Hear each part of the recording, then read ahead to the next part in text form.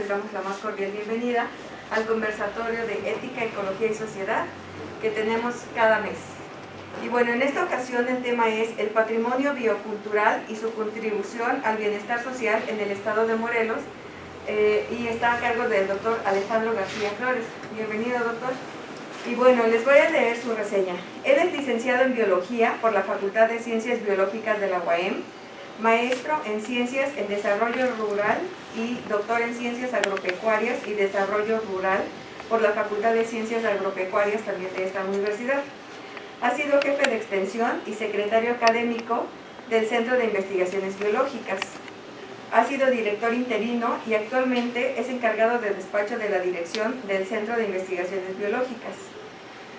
Ha participado también como árbitro en artículos de revistas nacionales e internacionales y en el programa de fortalecimiento de la calidad educativa en el 2017 y del programa de fortalecimiento a la excelencia educativa en el 2019. Es miembro del Sistema Nacional de Investigadores con nivel 1, tiene reconocimiento de perfil deseable otorgado por la SEP, profesor en la carrera de Biología de la Facultad de Ciencias Biológicas también de nuestra universidad. Entre el año 2010 y 2022 ha participado como jurado revisor de seminarios de investigación y tesis de estudiantes de licenciatura, maestría y doctorado. Ha dirigido 10 tesis de licenciatura de la Facultad de Ciencias Biológicas y 4 de maestría en manejo de recursos naturales. Ha sido responsable de proyectos de investigación con financiamiento. En el 2004 recibió el Premio Nacional de la Juventud 2004. Las actividades de investigación, docencia y extensión que realiza forman parte de las líneas de investigación, manejo y conservación de sistemas productivos tradicionales y estudio del patrimonio biocultural.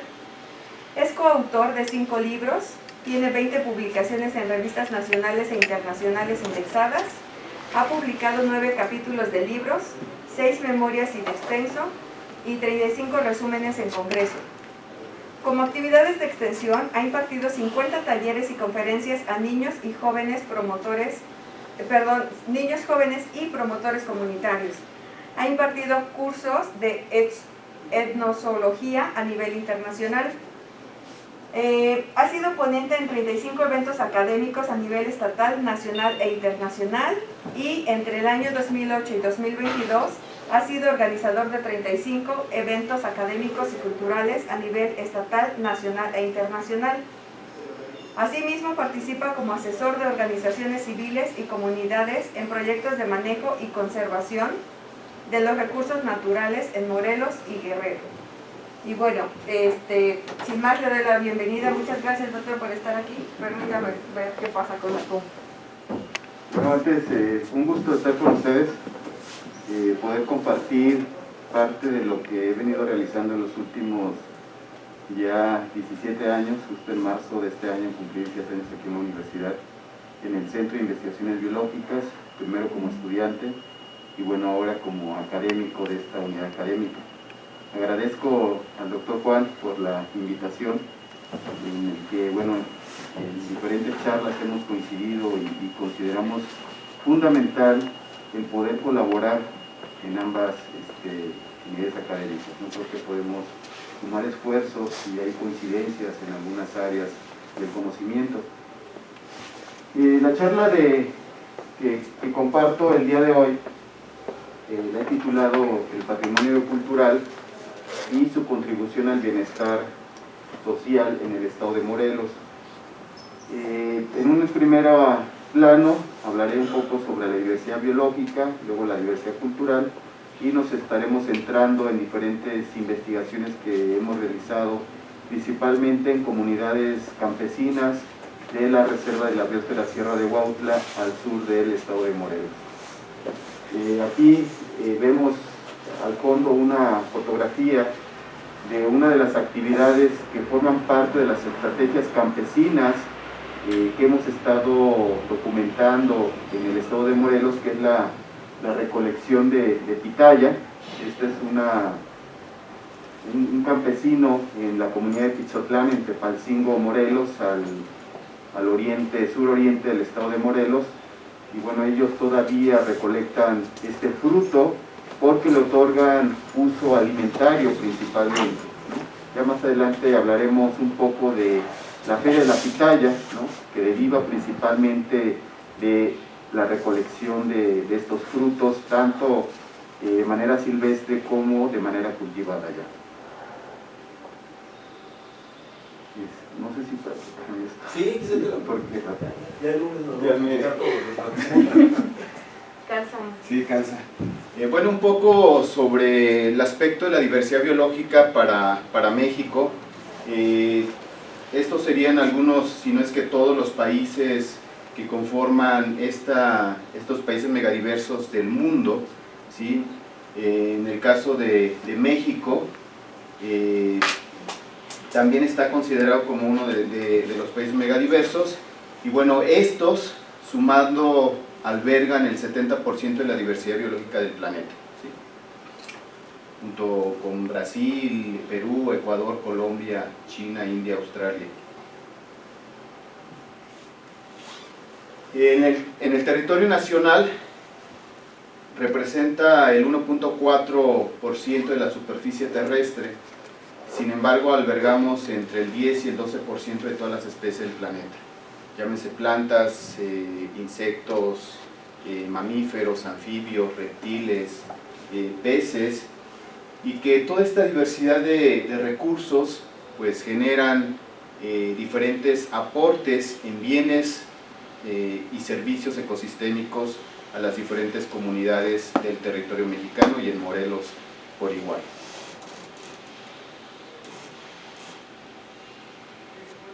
En el territorio mexicano también tenemos diferentes ecosistemas, ¿sí?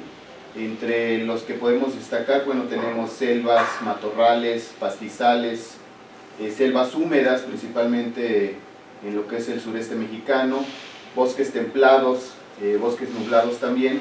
En Morelos, al norte, tenemos vegetación, ecosistemas de pino, pino-encino, oyamel, pero uno de los ecosistemas importantes para el estado de Morelos es la selva baja caducifolia, o también llamada bosque tropical caducifolio, ¿sí?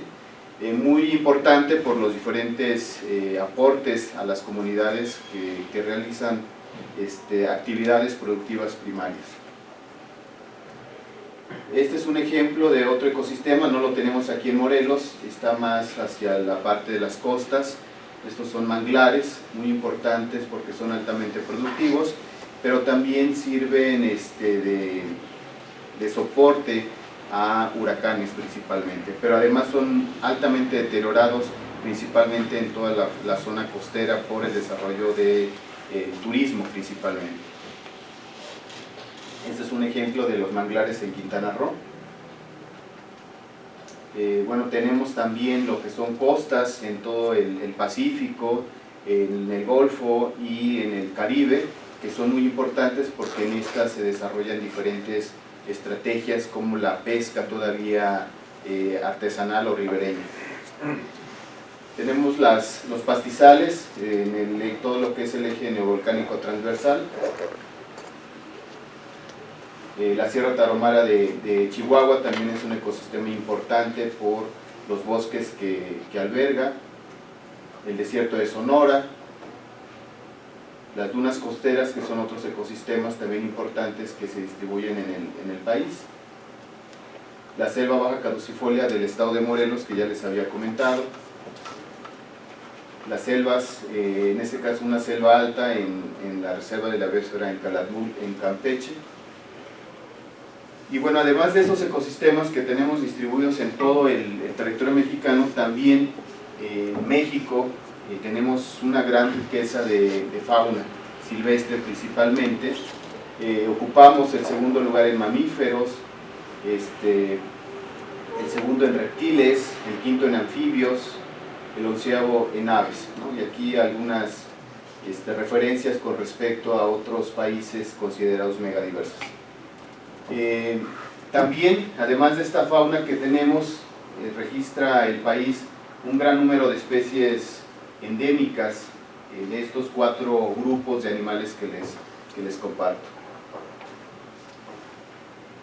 Otro grupo importante y que forma parte de esta diversidad biológica son las aves, los colibríes.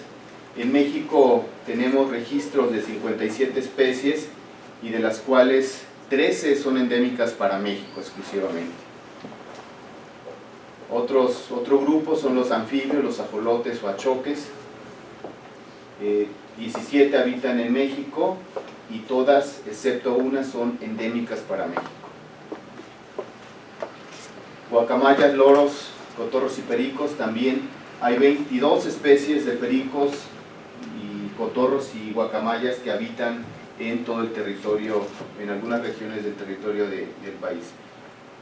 También tenemos registros de 6 felinos silvestres que se distribuyen en el territorio mexicano, y Morelos no es la excepción. Recientemente hubo registros de jaguar en lo que es la reserva de la biosfera Sierra de Huautla.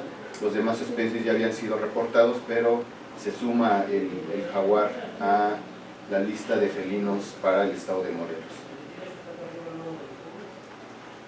En el caso de las plantas o la flora, se estima que en el país tenemos registros de más de 30,000 plantas vasculares. Tienen flor, tallo, tienen todo un sistema que les permite transportar agua y nutrientes, y de estas la mitad son endémicas para el país. También es importante mencionar que el territorio ha sido un centro muy importante de diversificación de diferentes grupos y de domesticación. Bueno, Brasil ocupa el primer lugar en plantas, seguido de China, Indonesia, y por acá nosotros estamos en el cuarto lugar. De las plantas es importante mencionar, por ejemplo, a los pinos, ¿no? Que en México contiene más del 50% de pinos distribuidos en el mundo, y en México tenemos la mitad distribuidos en diferentes ecosistemas del país. Magueyes también son parte del patrimonio y la diversidad en México. Tenemos 157 especies de magueyes en México, y 71 de estas son endémicas para México. Las cactáceas, tenemos registros de más de 600 especies de cactáceas en México, y de estas 518 son endémicas.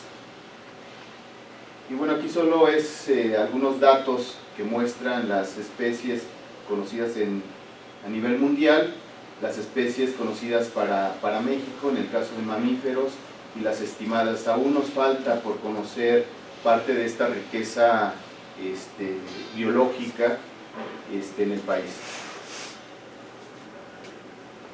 ¿Qué pasa con la diversidad cultural? Así como tenemos una gran riqueza biológica, una gran diversidad biológica, también tenemos una gran diversidad cultural, ¿sí?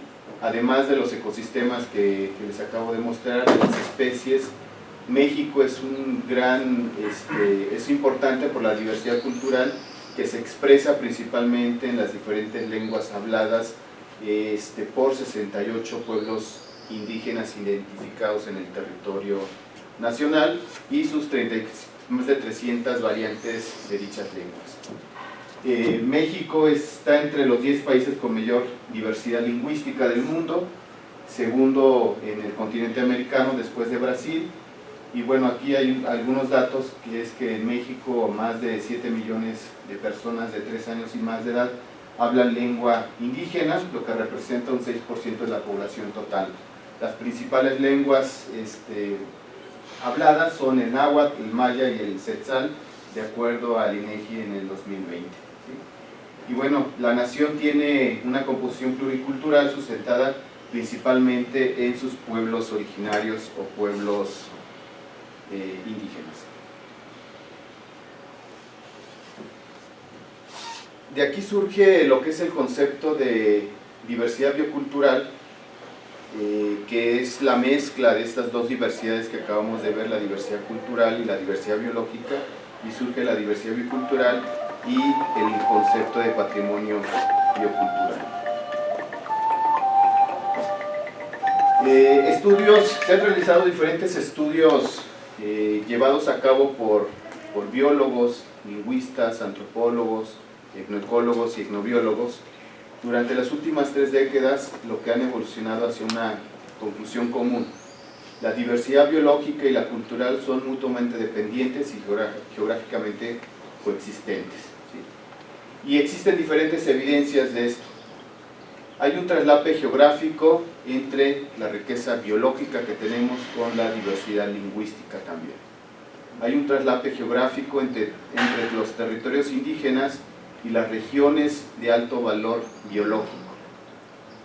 La reconocida importancia de los pueblos indígenas como principales pobladores y manejadores de ambientes bien conservados también es otra evidencia, y la presencia de un comportamiento orientado al conservacionismo entre los pueblos indígenas deriva de un conjunto de complejo de creencias, conocimientos y prácticas.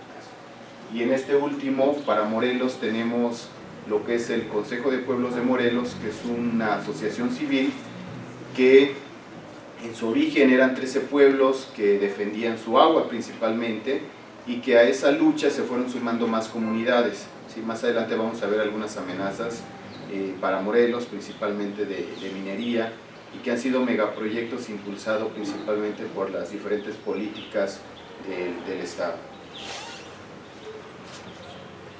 En el contexto de México, tenemos 5 estados considerados los más ricos en términos biológicos: Oaxaca, Chiapas, Michoacán, Veracruz y Guerrero, pero también estos estados son los que contienen más de la mitad de los ejidos y comunidades indígenas del país. Evidencia de esto las diferentes regiones indígenas de nuestro territorio, con las diferentes zonas ecológicas que también tenemos en el territorio. Algunos datos importantes es que el 83% de la diversidad en México está en la propiedad social ejidal o comunal. Más de 15,000 ejidos y comunidades están asentadas o establecidas en bosques, selvas y matorrales. Más de 200 áreas, principalmente son regiones terrestres prioritarias e hidrológicas prioritarias, y en todas estas existen también ejidos y comunidades agrarias. Casi la totalidad, poco más del 90% de las reservas potenciales de agua del país también están en núcleos agrarios, y más de 21,000 ejidos y comunidades, algo así como el 69%, tiene algún ecosistema valioso para su retención y captura de carbono. Con estas me voy a ir un poquito más. ¿Cuáles son las expresiones que hemos estado documentando más notables de esta diversidad biocultural? Principalmente son paisajes, sistemas agrícolas, sistemas agroforestales, ¿sí? Intencionalmente creados, que integran espacios y prácticas sobre manejo de agua, manejo de suelo, de cultivos, de vegetación y de animales. Algunos ejemplos son los agrobosques, principalmente de la región nororiental de Puebla, huertos familiares que se han estudiado para el estado de Morelos, terrazas agroforestales, sistemas agroforestales en zonas áridas y semiáridas, y sistemas de descanso o de roza, tumba y quema. Este es un ejemplo de estas evidencias, de estos paisajes. Son los tlacololes. Esto es en una comunidad, en un ejido de Guerrero. Los tlacololes son sistemas productivos principalmente para poder desarrollar el sistema de milpa. Sabemos que la milpa es un sistema de origen prehispánico. Otro más son los sistemas agroforestales denominado milpa chichipera en San Luis Atolitlán, en el valle de Tehuacán, Puebla. También es un sistema de milpa. Estos en Puebla son paisajes en donde se incluyen milpas, potreros, cañaverales y sistemas agroforestales, y que bueno, localmente son conocidos como el Huactaquiloyán, y que son altamente productivos. Otros más son los metepantle en Tlaxcala. Son estos sistemas en donde se combina principalmente magueyes para retener el suelo y se produce el sistema de milpa.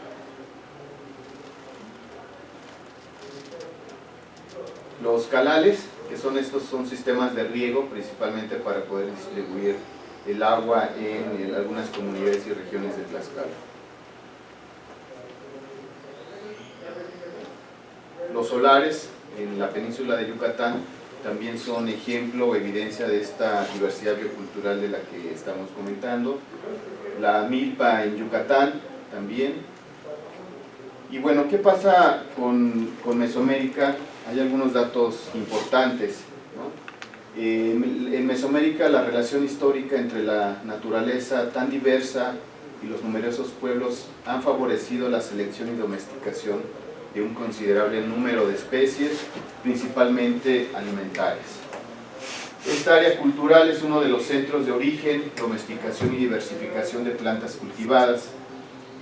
También es el lugar donde se iniciaron procesos de selección y domesticación de más de 100 plantas importantes para la alimentación humana y animal. Y el 15% de las que se consumen en todo el mundo se originaron en esta región. Principalmente el maíz, el frijol, la calabaza, chile, aguacate, amaranto, tuna y el nopal. Un ejemplo importante pues es una especie muy importante para México, que es el maíz, ¿sí? En el proceso de domesticación de esta especie es uno de los ejemplos de mayor importancia por su relevancia histórica y sociocultural. Es muy importante en los sistemas alimentarios de cada cultura. Se puede encontrar alimentos básicos en los cuales se centra la atención, la efectividad, el simbolismo y que aporta el mayor valor calórico a la dieta. En México el consumo promedio per cápita es de 196.4 kilogramos y existen registros de más de 600 distintos platillos y bebidas elaboradas a partir de esta especie y de sus variedades. 64 variedades se han registrado y de estas 59 son nativas. Estas especies y estas variedades se han adecuado a diferentes condiciones altitudinales, de altitud, de climáticas, de suelo, de manejo y de afines a culinarios particulares. Con relación a algunos usos que se han documentado, podemos hablar que dentro de las economías campesinas dependen de forma más directa de los recursos naturales que les brinda su entorno para su reproducción social, lo que ha permitido subsistir y aprovechar diversas especies tanto de animales como de plantas y hongos, principalmente como alimento y como medicina, pero además como materias primas para construcción, como forrajes, como ornamentos, como elementos para elaborar artesanías, incluso para resolver algunas necesidades simbólicas, rituales o religiosas. Aquí tenemos a un honguero que realiza la recolección de hongos justamente en el periodo de lluvias. En el caso de la biodiversidad con valor de uso, que es otra expresión también de la diversidad biocultural que tenemos, en el caso de las plantas, hay registros de más de 7.000 plantas con diferentes usos. Se estima que este número pues todavía puede llegar a las 10.000 o a las 12.000 especies. De estas 7.000, 1.500 especies son comestibles, más de 200 especies son plantas domesticadas y más de 3.000 especies también se utilizan en la herbolaria nacional o son utilizadas en la medicina tradicional. En el caso de los hongos, se han registrado más de 400 especies como alimento, 350 especies en la medicina tradicional, y para el caso de los animales, más de 82 especies de mamíferos son importantes porque se les otorga diferentes usos, 135 de anfibios y de reptiles, y 163 especies de animales en la medicina tradicional. El concepto de patrimonio biocultural también es una herramienta para reconocer y valorar esta relación compleja, interdependiente entre los pueblos indígenas y su naturaleza principalmente.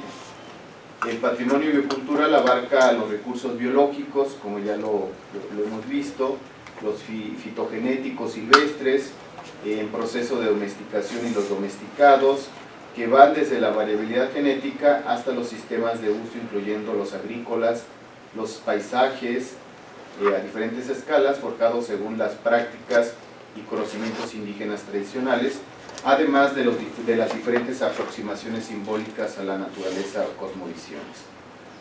El patrimonio biocultural no solo es un término académico, también se trata de una conceptualización académico-política con una visión de movimiento y reapropiación y defensa de lo propio por parte de los pueblos indígenas, de su conocimiento, de sus recursos, de su forma de vida, en un contexto del despojo de sus territorios y la biopiratería. Uno de los ecosistemas importantes para México y para Morelos es la selva baja caducifolia como un componente también de este patrimonio biocultural.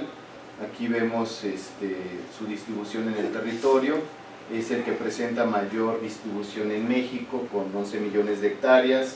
Algunas características pues, son alturas promedio de 12 metros, hay una marcada estacionalidad entre las lluvias y las secas, y bueno, principalmente algunas plantas características de este ecosistema son los copales o son las borceras.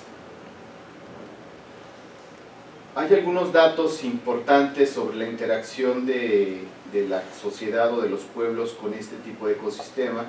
Por ejemplo, hay registros de interacción de grupos humanos con esta vegetación que se remota a más de 10.000 años de historia.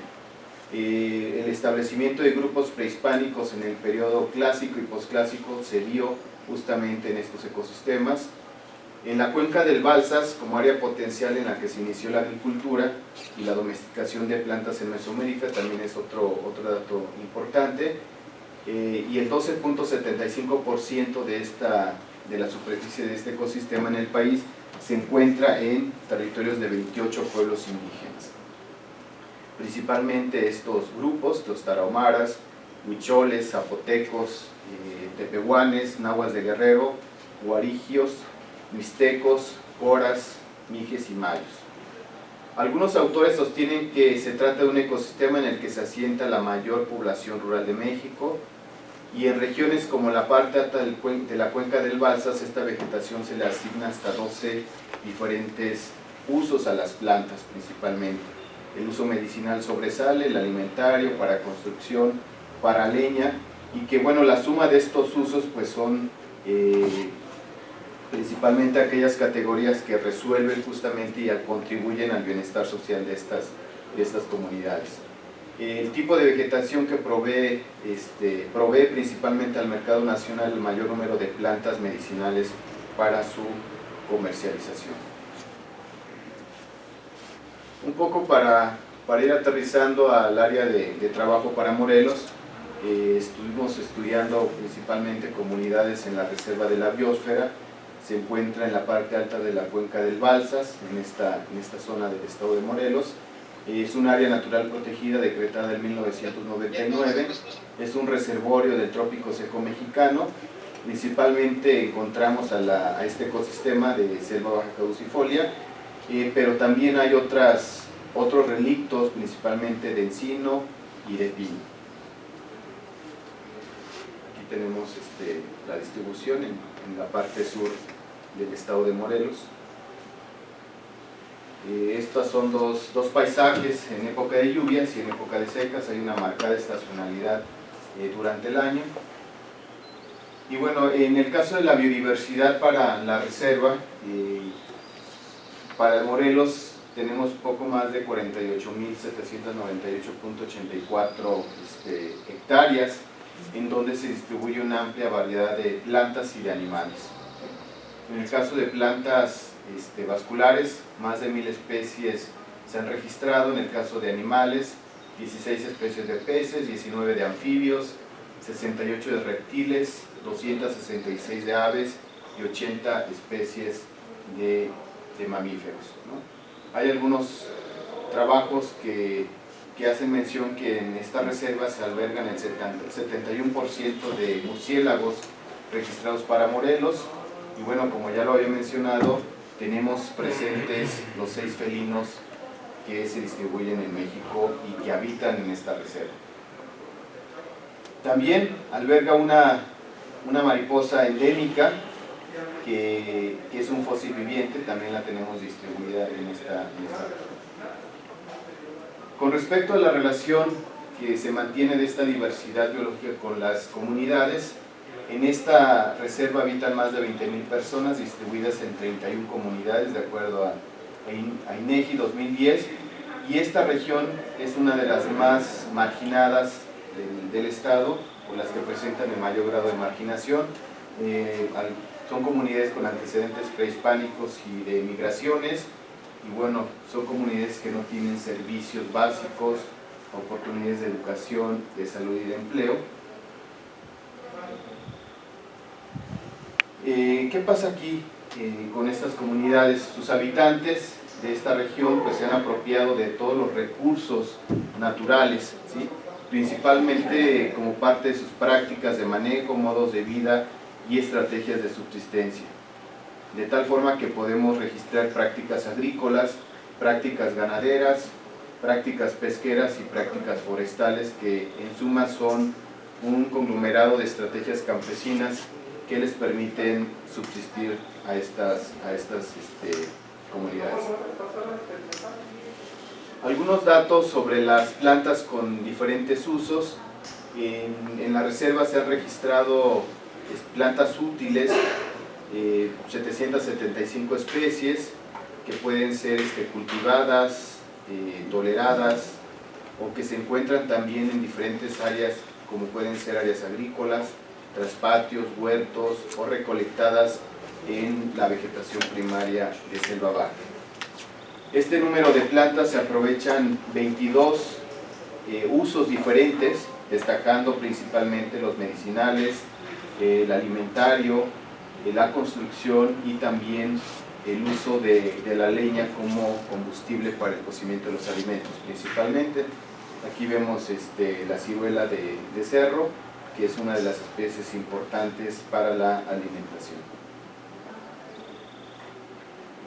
Con relación a las plantas medicinales, estas pues son un activo, un recurso en la medicina tradicional mexicana, y bueno, a nivel nacional estas selvas de las que comento pues proveen al mercado el mayor número de plantas medicinales para su comercialización.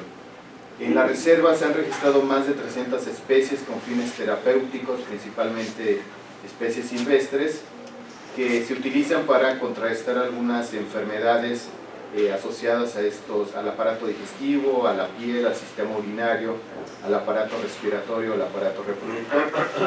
Aquí vemos el aprovechamiento de quina, el cuachalalate, que es otra especie medicinal. En general son 4 especies medicinales, el cuatecomate también, y el palo de Brasil, que se utilizan para diferentes padecimientos asociados a aparatos o sistemas. En el caso de las plantas alimentarias, bueno, la recolección de frutos silvestres es parte de la alimentación de los habitantes. Se han registrado más de 40 especies cuyo fruto se consume, ya sea en fresco, en salsas, seco. Y bueno, aquí algunas especies. Aquí tenemos a los guajes, que se utilizan como alimento. Aquí tenemos el guajocote, que es un fruto comestible, el bonete, la ciruela de cerro, el guamúchil.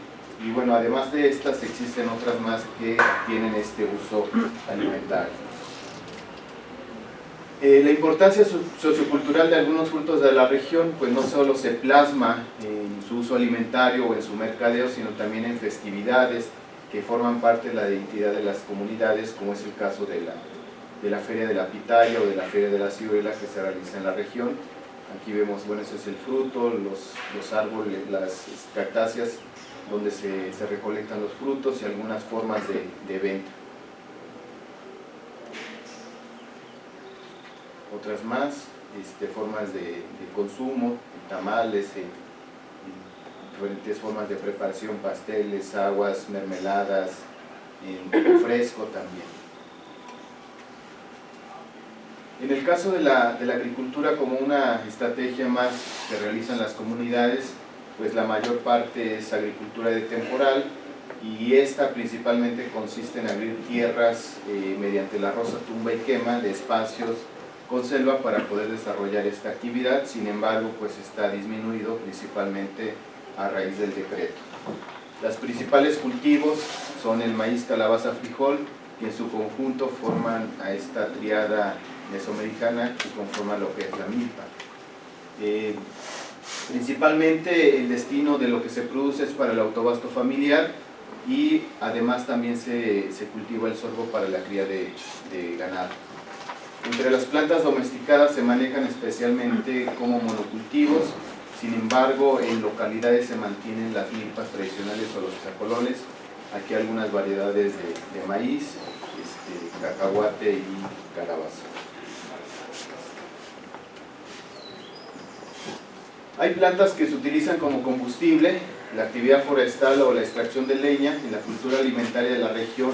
Uno de los motivos que los habitantes realizan pues es la cocción de los alimentos, en donde se utilizan diferentes especies para el cocimiento de la comida o de los alimentos, además de obtener ingresos por la comercialización a nivel local, ¿no? Aquí tenemos el tlecuil o el fogón que construyen para el cocimiento de los alimentos. En algunos momentos la leña también se utiliza como venta. Algunas especies que hemos registrado principalmente como las más utilizadas para este combustible. Hay especies que hemos registrado con uso religioso, como las resinas de copal, chino o copal ancho. Este es un producto forestal no maderable extraído por recolectores conocidos como copaleros. Esta actividad forestal se realiza entre los meses de agosto y octubre para la colocación en las ofrendas de Día de Muertos y para la venta. Aquí algunas herramientas, la selección de copales, la extracción de resina y la extracción de copal de las pencas principalmente y su uso en las ofrendas de Día de Muertos. Existen plantas forrajeras que las comunidades de esta reserva, junto con la agricultura, la ganadería de traspatio y la extensiva, representan una práctica importante en la producción por su papel significativo en el sustento familiar, festividades y por formar parte de la identidad campesina, ¿no? Hemos registrado más de 22 especies de plantas de esta selva y arbustivas que son principalmente alimento para ganado. Hay una época del año en la que el ganado pastorea en zonas agrícolas y otra época del año en donde el ganado pastorea en lo que es la selva, ¿no? Aquí más o menos tenemos ilustrado que entre julio a noviembre el ganado pastorea en la selva y entre diciembre a abril el ganado pastorea en áreas agrícolas y potreras. Otro componente importante es la fauna con valor de uso principalmente, y la apropiación de este recurso es una práctica para la región con arraigo cultural, y esta práctica se realiza mediante la pesca, la recolección y principalmente la cacería de subsistencia. Hemos registrado más de 46 especies con valor de uso entre aves, mamíferos, reptiles, anfibios, insectos y peces. Tradicionalmente las especies de animales proveen diferentes productos, ya sea alimentarios, medicinales, ornamentales, así como animales de compañía y materiales para la fabricación de herramientas, incluso obtener algunos recursos económicos por el mercadeo de algunas especies. Aquí algunos ejemplos de la fauna apropiada. El venado, principalmente el uso es el alimentario.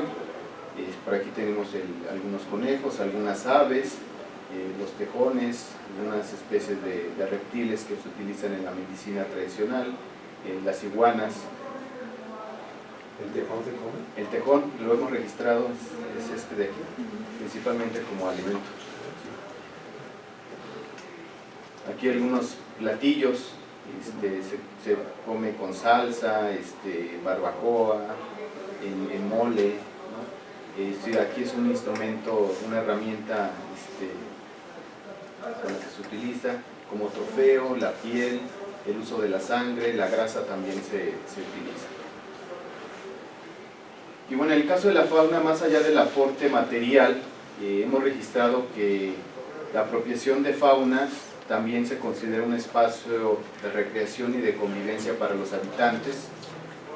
La cacería de especies con fines recreativos, lúdicos y de diversión también es importante. La práctica permite crear o mantener relaciones sociales a nivel inter y extracomunitario. Hay invitaciones a riadas de venado, principalmente a amistades de otras comunidades, lo que refuerza las relaciones sociales.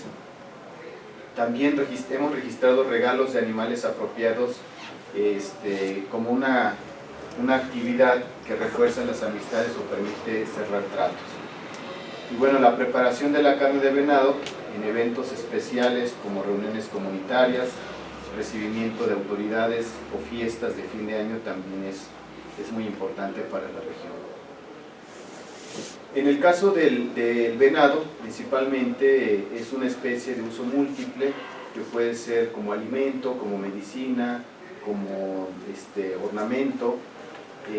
Hemos registrado que las comunidades conservan conocimiento tradicional de esta especie en particular, ya sea hábitos alimentarios, cuándo se reproducen, cómo están organizados socialmente las especies, dimorfismo entre hembras y machos, rastros, cómo se clasifican, pero también esta especie es de uso múltiple, ya lo comentaba, hemos registrado el uso alimentario, medicinal, ornamento, como mascota, como amuleto inclusive. Es una especie que aporta alimento a todas estas comunidades y en un trabajo que se realizó encontramos que aporta más del 81% de la biomasa consumida estimada de todas las especies. Hay preferencias principalmente por el sabor de su carne, es una de las preferencias para consumirlo, y también en otros trabajos que hemos realizado el aporte nutricional de esta carne pues es rica principalmente en proteínas, en carbohidratos y en grasas y en minerales. La organización es muy importante porque la normatividad gira justamente en torno a esta especie y bueno, hay diferentes técnicas para apropiarse de este recurso, principalmente mediante las arriadas, que es una forma colectiva de organización de la caza de esta especie, que permite crear un espacio de recreación y de socialización también. Aquí algunos ejemplos de la cacería grupal, conocida como arriada, pues van un grupo de cazadores, también participan jóvenes y niños porque tienen que aprender de esta actividad, del uso de armas principalmente, la organización de la cacería y posteriormente a la caza pues hay una repartición equitativa entre los cazadores. La pesca también es otra actividad, una estrategia campesina muy importante que se realiza en diferentes áreas de la región. En la parte baja del río Amacuzac, pues la pesca tradicional del bagre es importante, es una especie que es endémica para la cuenca del Balsas y tiene importancia socioeconómica por su aporte a la alimentación y a la obtención de ingresos económicos por su mercadeo regional. Algunas estimaciones cuantitativas de la pesca de esta especie en una comunidad nos muestran que anualmente se pueden obtener hasta más de 1.000 kilogramos de peso vivo con ganancias de más de 70,000 pesos mexicanos. Y bueno, a pesar de la importancia del patrimonio cultural que comentamos, ¿no?, de esta diversidad biológica, de estos ecosistemas, de estos diferentes recursos que proveen bienes materiales, ya sea como alimento o medicina, se suman los servicios ecosistémicos o ambientales como la captura de dióxido de carbono, la producción de oxígeno, la polinización, la dispersión de semillas, incluso tenemos especies que se denominan controladores de plaga, pues este patrimonio biocultural está en peligro. Es un patrimonio biocultural que se encuentra amenazado principalmente por la crisis socioambiental, principalmente ocasionada por políticas públicas o económicas gestadas principalmente por el modelo económico que aún se mantiene vigente en el país, donde se privilegia principalmente la acumulación de capital sobre el bienestar social y la conservación de la naturaleza.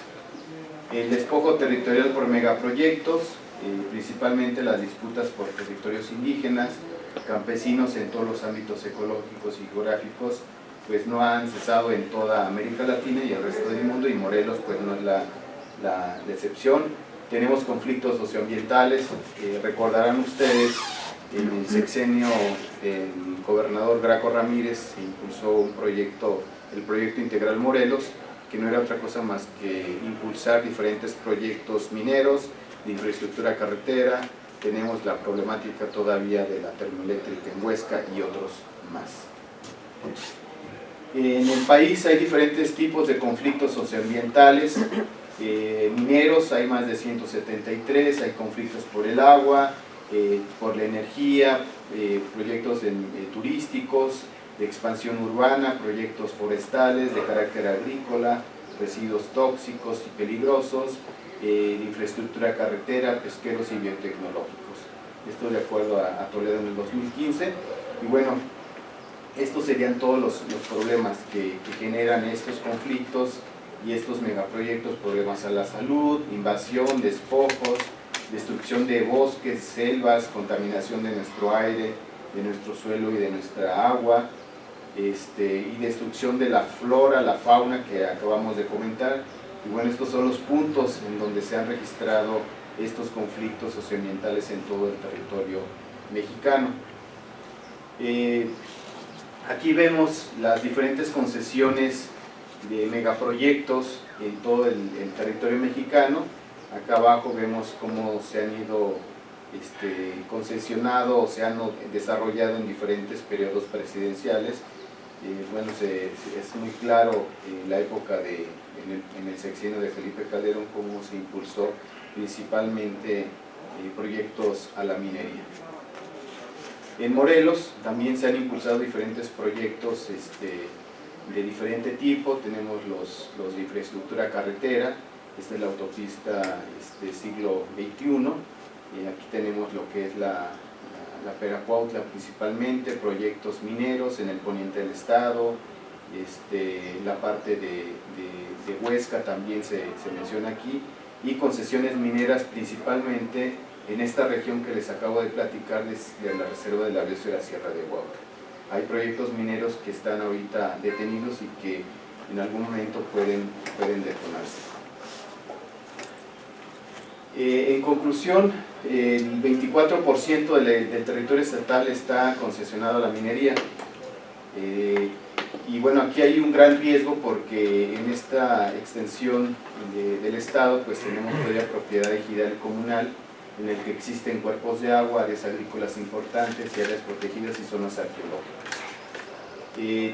También tenemos un patrimonio natural, servicios ambientales, un patrimonio arqueológico.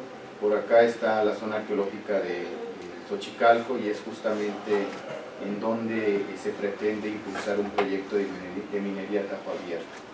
Tenemos también áreas cultivables, principalmente de la milpa, y bueno, esto va a repercutir principalmente en la salud de los habitantes en el estado. Esto ha traído obviamente la organización y la resistencia de las comunidades y de los pueblos, y que lamentablemente pues ha habido asesinatos de compañeros.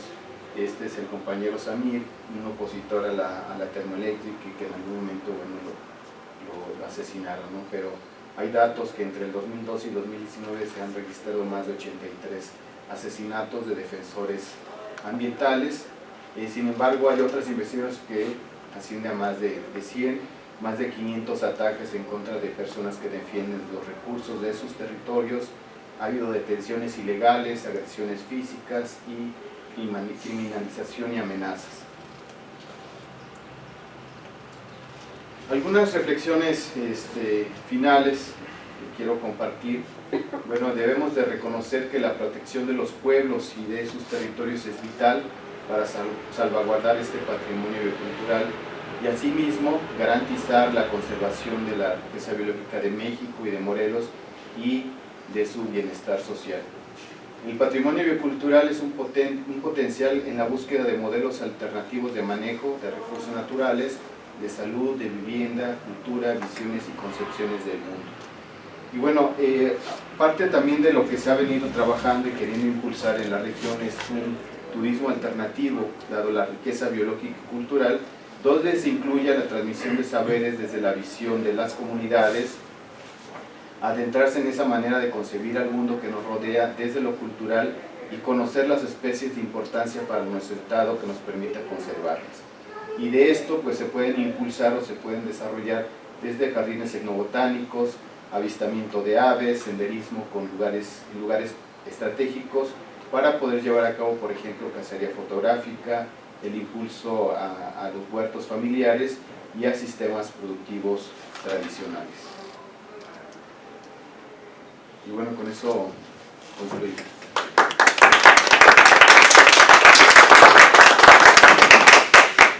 Muchas gracias.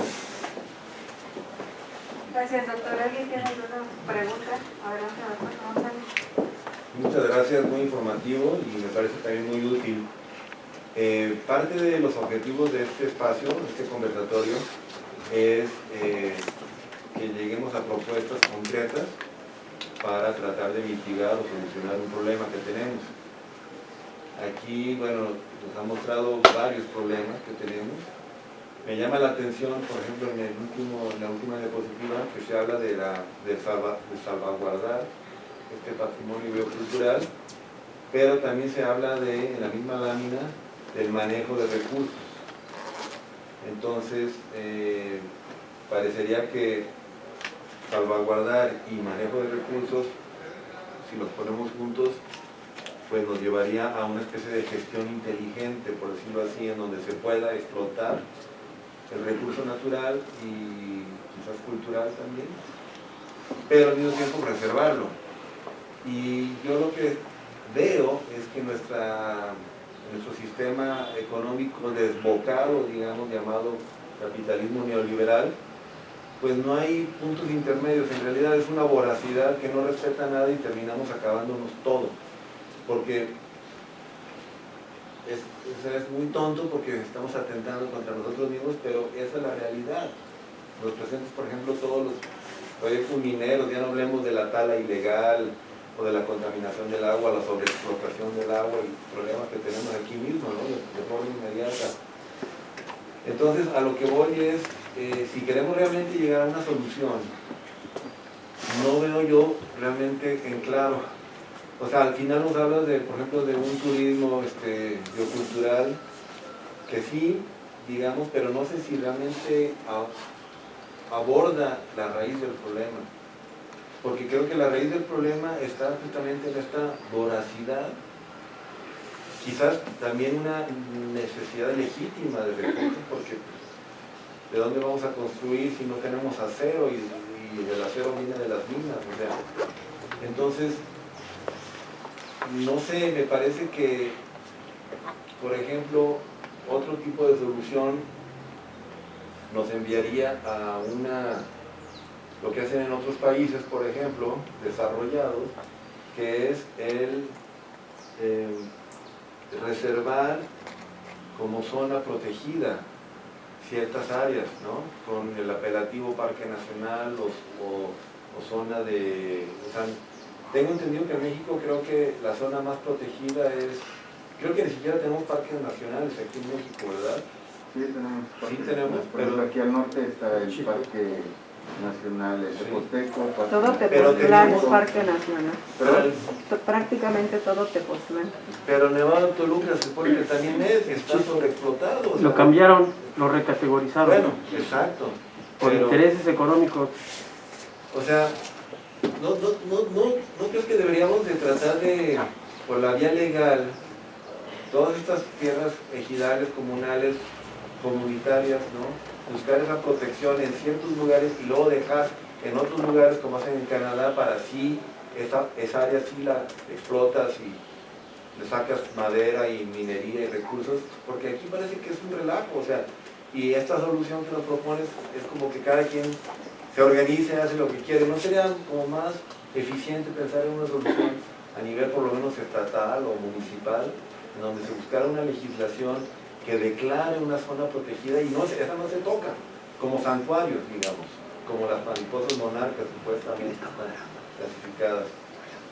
Sí, yo creo que una de los pilares que nos pueden llegar a impulsar esto es la participación y la organización social, en donde la organización y la participación social como pilares, ¿no?, que se pueden impulsar, en donde nosotros como académicos y como universidad también podamos ir cabalgando, como decía algún maestro, cabalgar junto con las comunidades, con toda esta información que generamos, y que ellos finalmente también les pueda ser útil, ¿no?, para impulsar proyectos justamente de manejo de conservación, ¿no? Ahora recientemente me incorporo a la Comisión Estatal de Áreas Naturales Protegidas, que realmente hay un trabajo que después les voy a compartir sobre la situación actual de las ANPs en el país, y es realmente crítica la situación, ¿no? Y veíamos cómo es posible que tengamos una reserva de la biosfera y tengamos concesiones mineras todavía dentro de la reserva. Entonces eso es como que diferente a la lógica incluso de conservación que realizan las comunidades campesinas, ¿no? Pero sí comparto la idea de que si no hay base social o son pilares la organización y la participación, pues no vamos a poder impulsar ninguna política, ¿no? Y ahí tenemos que entrarle todos. El problema es que los matan, o sea, ¿y entonces quién le quiere entrar? Si te pones ahí de pechito, digamos, para que te amenacen o a ti o a tu familia, o sea, no es justo, ¿no? Por proteger algo que a todos nos conviene proteger y que necesitamos. Por eso decía yo, ¿por qué no se hace cabildeos como hacen en otros países para que directamente a nivel legislativo salgan leyes, aunque sean estatales o locales, de protección? Pues ahí de pronto digo, nos traen como una zanahoria, porque recientemente la diputada por el Distrito 1, la diputada Gordillo, está impulsando varias modificaciones a la ley estatal del equilibrio ecológico y protección al ambiente, y nos invita a foros, invita a las comunidades, pero de pronto es de un día para otro.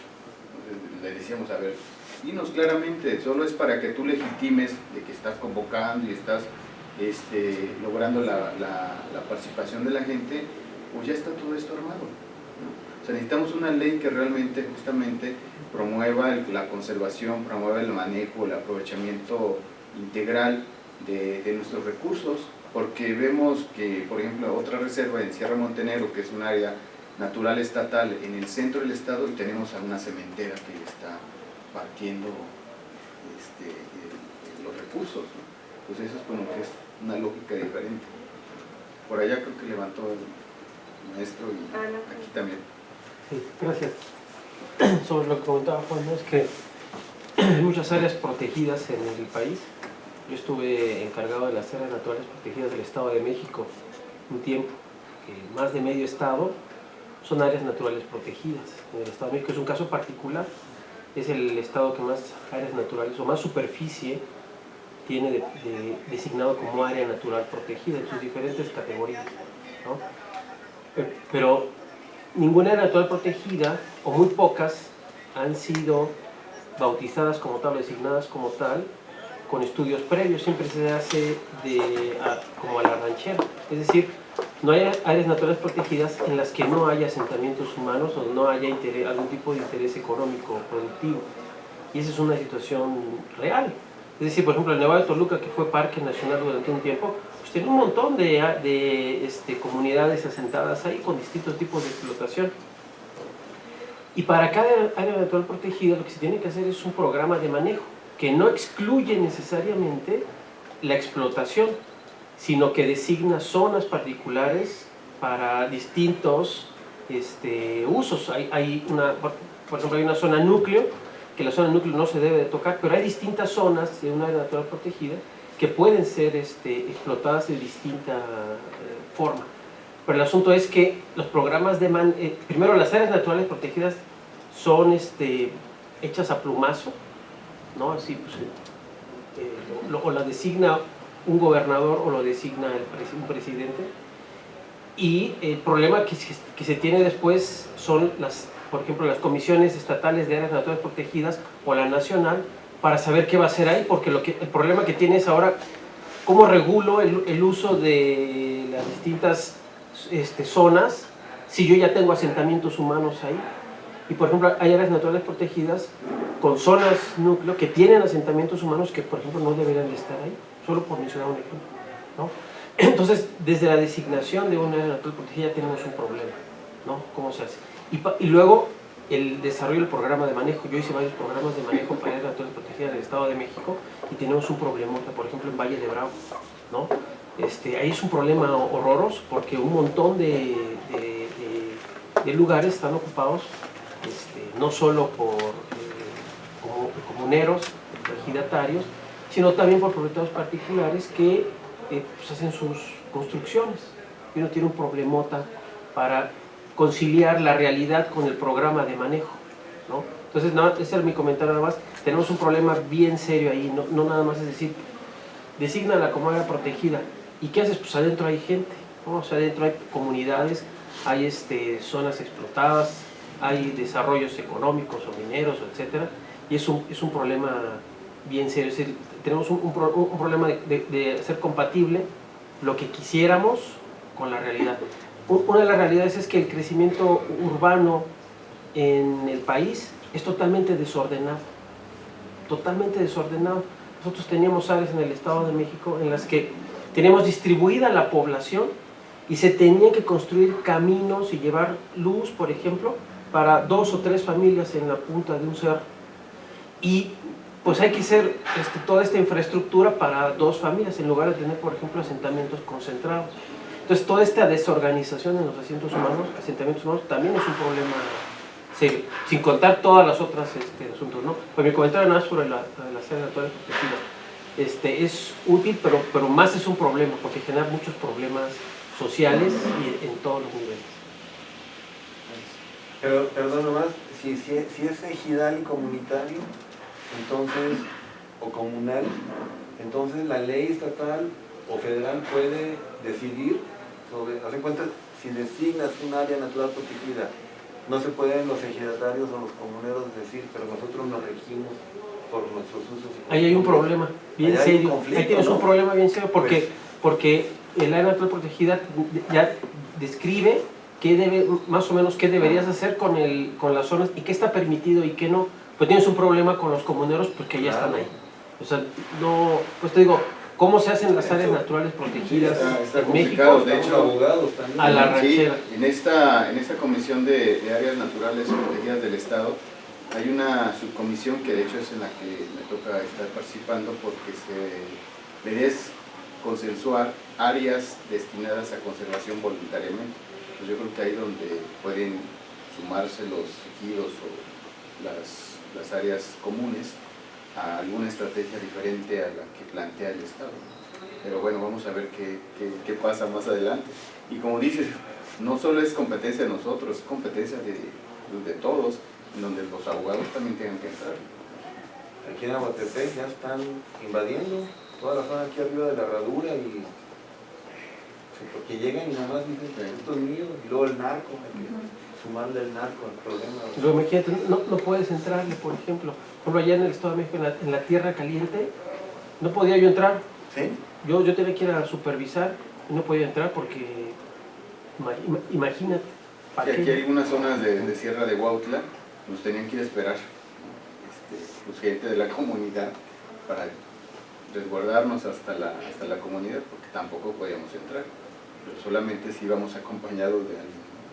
Entonces, todo eso, ¿cómo se maneja? Pues no en la práctica, sino en el escritorio. Las áreas naturales protegidas, mucho se maneja en el escritorio, pero en la práctica es muy complicado. Gracias. Sí, muchas gracias, muy interesante. Mi principal línea de investigación es el bienestar, entonces me interesó bastante y pues me interesa entender cuáles son los factores que determinan el bienestar de distintas poblaciones, ¿no? Entonces me daba curiosidad si hay alguna escala o algún otro instrumento como para medir cuál es la dependencia de una población en particular con el medio ambiente natural en el que están insertados. No entendí bien la pregunta. O sea, ¿hay alguna escala como para determinar qué tanto depende una población, podría ser tanto económicamente o culturalmente, con el medio ambiente en el que están? Pues hay diferentes, a ver si entiendo la pregunta, diferentes escalas, ¿no? Por ejemplo, a nivel local, lo que hemos estado nosotros buscando es trabajarlo a nivel de la región, a nivel regional, particularmente para la reserva, el aprovechamiento de algunos recursos que hemos detectado que son más importantes. Nosotros utilizamos algunos indicadores, ¿no? Por ejemplo, algunos índices de importancia cultural que nos van a arrojar, por ejemplo, de esta lista de plantas, ¿no? En el número de plantas 10, cuáles son las especies más importantes culturalmente. Y ahí lo que consideramos son diferentes variables que medimos para que nos arrojen un número, así muy cuantitativo. Entonces, a partir de eso, podemos generar algunas estrategias de manejo de conservación. Por ejemplo, con los copales, llega un momento que veíamos que son importantes, tanto económicamente como culturalmente, y decíamos, pues se les van a acabar. Entonces, si no proponemos algo, o se propone algo, pues va a llegar un punto en donde ya no va a haber copales. Entonces, ¿qué se empezó a hacer? Pues se crearon viveros, ¿no? Para empezar a reproducir algunas especies y empezar a repoblar, para que en el mediano o largo plazo pues siguieran aprovechando este recurso.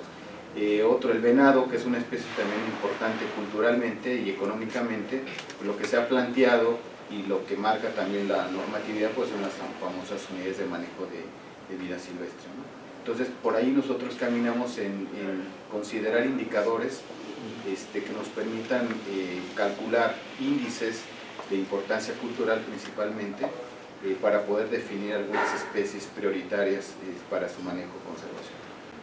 Ok, gracias. Sí, pues muchas felicidades por tu presentación muy amplia, detallada y fundamentada. Bueno, me lo voy a quitar, creo que hay suficiente espacio, ¿no? Que si no, mira, lo que tú has presentado, me parece que nos has mostrado muchos elementos de una forma muy integral, y esto me lleva, y por los comentarios que hacía el doctor Luis Asunción y los otros compañeros, finalmente me parece que estamos hablando de ciertas racionalidades que nos llevan precisamente a esta interacción, a este actuar, a este accionar, que determina la racionalidad desde dónde está partiendo, y también a la implementación de normatividades. Y en este sentido quiero rescatar, y ahí va el comentario y la pregunta también, lo que tú mencionaste sobre la participación, la organización, la participación activa entendida de las personas, y al estar hablando de racionalidades, este trabajo muestra mucho precisamente la racionalidad de generaciones, con ciertas características, con ciertas racionalidades, que vienen de un ámbito sociocultural, y también en esta interacción, de ahí el término biocultural, ¿no? Entonces la pregunta es, ¿qué considerarías tú como desafíos o retos a implementar, a considerar como estrategias para la transmisión de esta racionalidad de valor de uso a las nuevas generaciones? Ya me lo puse difícil, porque hay otro problema que no comenté, que es la migración. O sea, la migración está presente, los jóvenes están yendo, entonces es de un pronto reto, un desafío. Incluso el jefe de familia tiene que salir a Cuernavaca o se va a otros lugares a trabajar, y hay algunas actividades, por ejemplo la cacería, que las mujeres ya no la hacen. Entonces la cacería de pronto para una comunidad es exclusivamente de venado para el noviembre, diciembre, y no se lleva a cabo en otro lado porque no están los cazadores, ¿no? Entonces yo creo que uno de los retos es justamente en diseñar una estrategia para poder transmitir todas estas racionalidades, ¿no? Este modelo de apropiación campesino que hemos estado documentando se tiene que recuperar y se tiene que transmitir, ¿no? Y entonces ahí está el reto. Y este reto pues justamente creemos que va a ir en el camino, o se va a mitigar en la medida de abrir otras oportunidades. Ya vimos, se ha documentado, se han hecho investigaciones del potencial que tiene la región, ¿no? Tanto en términos biológicos como en términos culturales. Y de ahí lo que planteaba en la última diapositiva de implementar otras formas de aprovechamiento integral, ¿no? Por ejemplo, el turismo alternativo, el avistamiento de aves, por ejemplo, el aviturismo es muy bien pagado en otros países y en México también. Entonces, ¿por qué si tenemos una gran riqueza? Creo que hay gente que fácilmente pudiese pagar para ir a ver a este fósil viviente que tenemos en la reserva, o a ver felinos, por ejemplo, huellas. Entonces, se tienen que diseñar proyectos que nos permitan que los jóvenes pues se queden, que no se vayan. Sí, solamente quisiera un poco que se tomara en cuenta, ¿no? La universidad ya estuvo en esa área y no tuvo una salida muy digna y quedó muy mal la universidad. Entonces me parece que es una buena experiencia considerar, para no repetir, y considerar otros elementos, principalmente de participación de ejidatarios, son principalmente, ¿no?, de la comunidad, y respetar sus espacios, y concebir que la universidad es solo un facilitador, un acompañante, una alianza más, pero no querer cometer el error de apropiarse de esos recursos, ¿no? Aún y cuando lleve recursos, que no se cometa el error que se cometió hace algunos años. Sí, totalmente de acuerdo. Ya la universidad, sin decir nombres y sin decir unidades que estuvieron allá, y sí, no salieron tan bien, pero sí consideramos y comparto esta idea de que si las comunidades no se apropian del proyecto, de los proyectos que se pueden desarrollar, finalmente nosotros, como bien dice, somos facilitadores, ponemos en sus manos, ¿no?, lo que se hace para que les sirva también de instrumento, de arma, ¿no? Pues este es su arma, o sea, defiendan su territorio ustedes. Nosotros podemos acompañarlos también, porque sí nos ha tocado que nos dicen, vamos a organizar este movimiento, pues ahí vamos también, o vamos a tener este foro para discutir este tema, pues ahí vamos también. Y sí considero que ellos se tienen que apropiar de los proyectos o de lo que se pretenda impulsar, ¿no? Y como bien menciona, respetar sus espacios, respetar su territorio, respetar sus formas de organización social, política y todo. Eso sí lo comparto también. Pero ya no tenemos el limón ahí, en el limón del... Sí, el centro. Sí, pero estamos hablando creo que más para atrás. Así es. Más para atrás. Algunos años atrás. Más años. Pero sí seguimos ahí con la presencia ahí. Sí, ahí está todavía presente el Civic, ¿no?, principalmente. Sí. Y bueno, ahora nosotros Y de estamos otras funcionando. comunidades estamos hablando también. También de otras comunidades. Ya, ok. Compañero. Sí, bueno, dentro de las prácticas culturales y los usos y costumbres tradicionales, el tema de la rosa, tumba y quema, ¿no se debería ya prohibir la quema por el calentamiento global? Porque destruye todo. ¿Y cree, doctor, que las plantas medicinales también están en peligro? Porque ¿hay alguna institución que las proteja para sus usos que vienen en el futuro farmacológicos?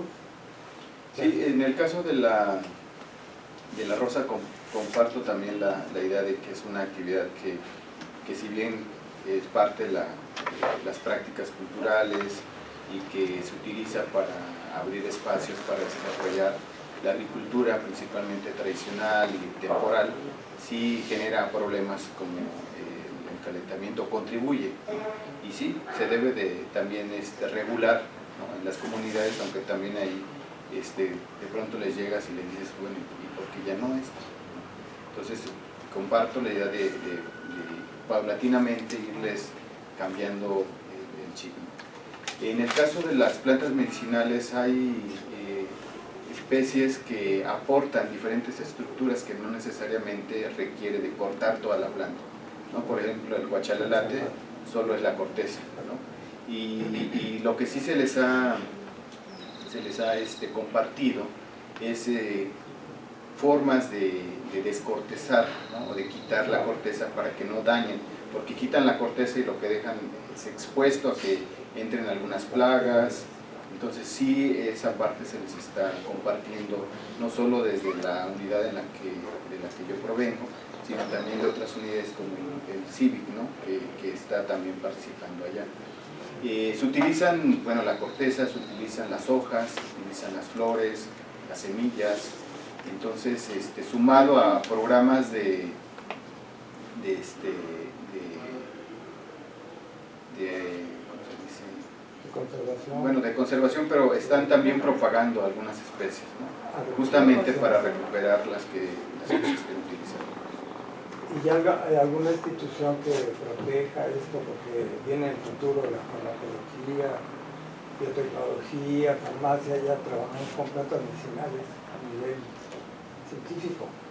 Sí, pues está el CIVIC, que es uno de los centros que están, de hecho tienen a resguardo la reserva, ellos, el Centro de Investigaciones en Biodiversidad y Conservación, ellos son los que tienen a resguardo principalmente el área, y ellos han generado diferentes estrategias de salvaguardar todos estos recursos biológicos. Pero a nivel estatal, el gobierno... Pues en teoría, o entre comillas, el responsable pues es la Secretaría de Desarrollo Sustentable para las estatales, y para nivel federal pues está la Semarnat a través de la Comisión Nacional de Áreas Naturales Protegidas. Pero pues entre comillas diría. Muchas comillas.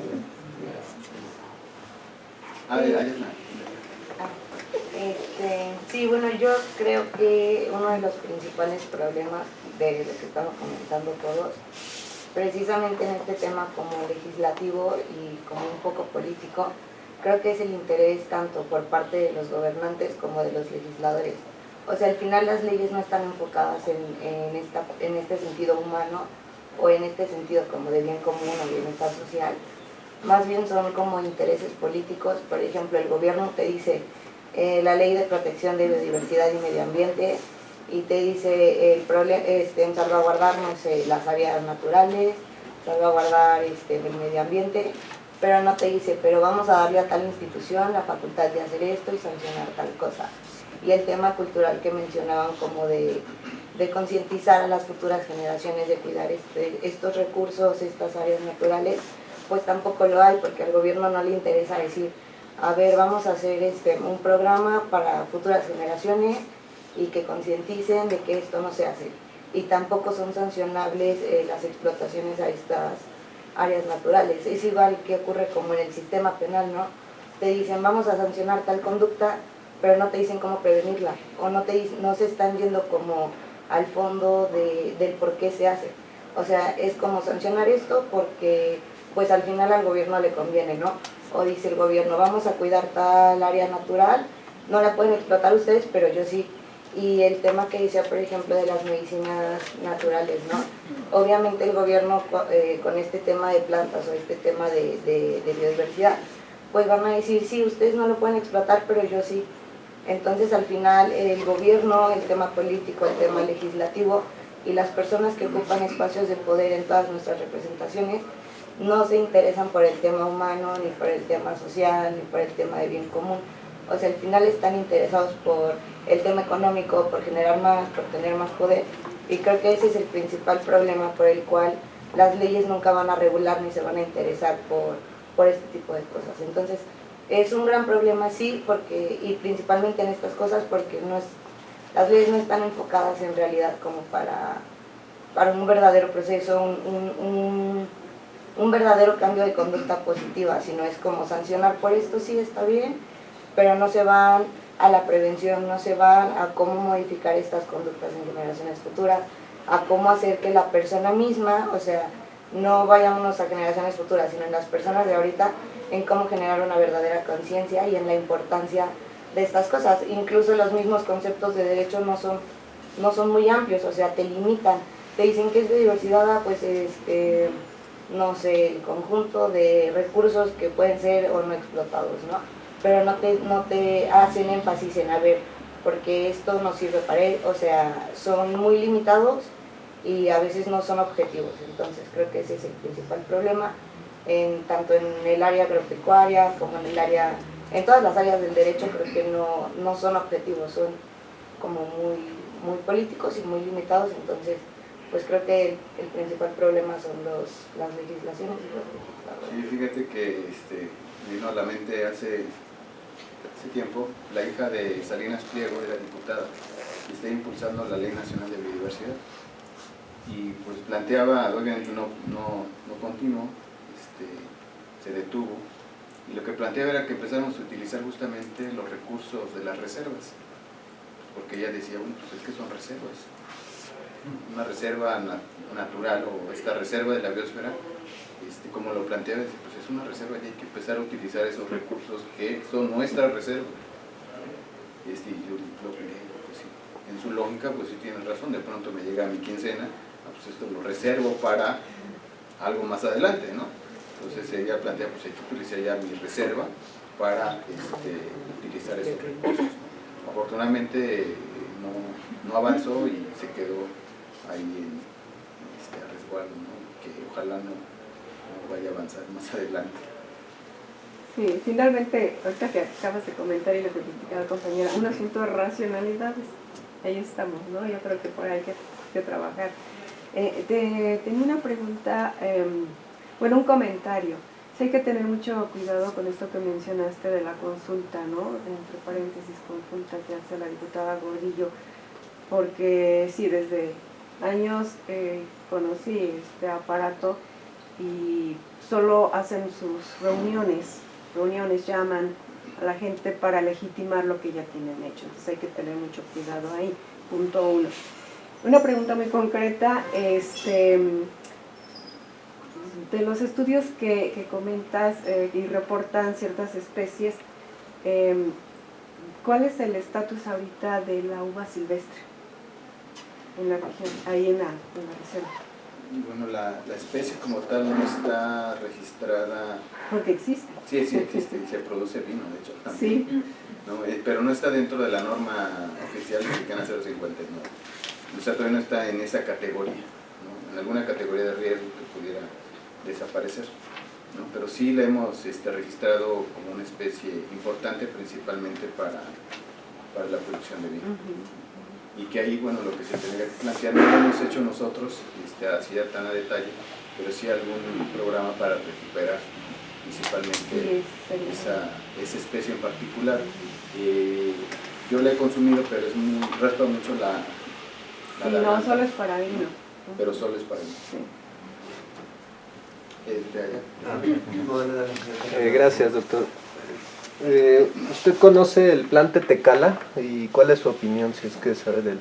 Híjole, me agarraste. Sí, ¿no? No lo conozco. Bueno, el plan Tetecala es una iniciativa de los campesinos de Tetecala que están pidiendo al gobierno que les permitan sembrar marihuana, porque en sus campos pues ya de plano no son productivos ningún producto, ¿no? El jitomate lo venden muy barato, o el maíz tampoco, entonces ya están pensando en sembrar marihuana. Entonces están creando esta iniciativa para lograr que sea el primer municipio en el país que tenga permiso federal para poder sembrar la marihuana y crear también un tipo de cultura canábica en ese municipio.